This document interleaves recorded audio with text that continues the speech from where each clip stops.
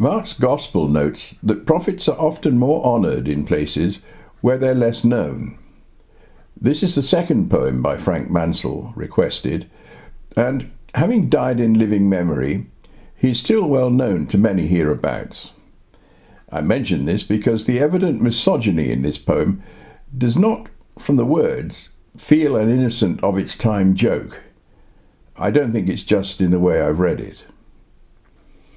I know we've folk tuned into these readings who are not elderly and British, all the more welcome for that, of course, but I think I should preface the poem with a little explanation, especially for those of you who are not familiar with the countryside and its practices. A hedge layer is a person who trains a line of shrubs and young trees into a stock-proof hedging around a field. This is done by slashing into the living wood.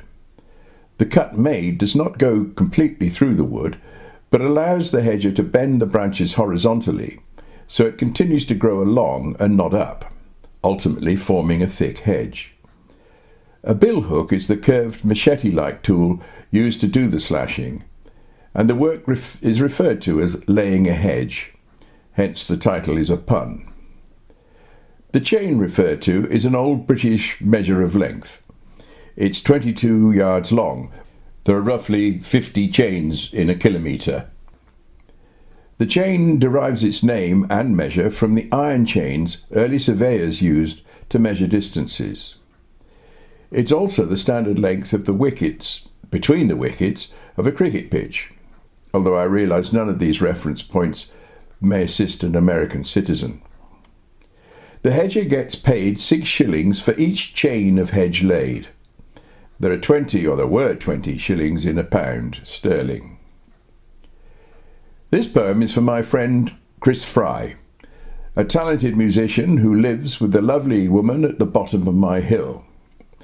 We both have talented musician sons, of whom we're very proud, but most profoundly we share a childhood city in common, just down the road at Bath. It's reassuring to have decent folk guarding the lower reaches. The hedger's lay.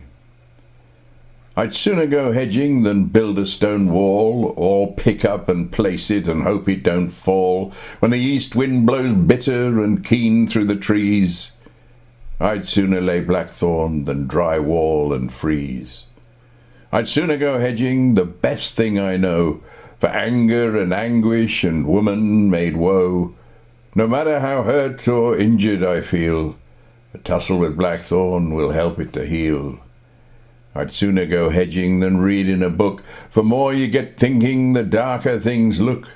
Since study and weeping are hard on the eyes, I'd sooner lay blackthorn than learn to be wise. I'd sooner go hedging than seek all my days for wealth or position or other men's praise. Plain billhook and axe are the tools of my trade. 6 shillings a chain is the rate I am paid. I'd sooner go hedging than lie in my bed with wench that grows sourer the longer we'm wed. But much as I grieve for our loving when young, I'd sooner lay blackthorn than suffer her tongue. I'd sooner go hedging, but come next spring, I'll be up and be gone like a bird on the wing, and all I shall miss when I reach my new home will be hedges to slash at and blackthorn in bloom.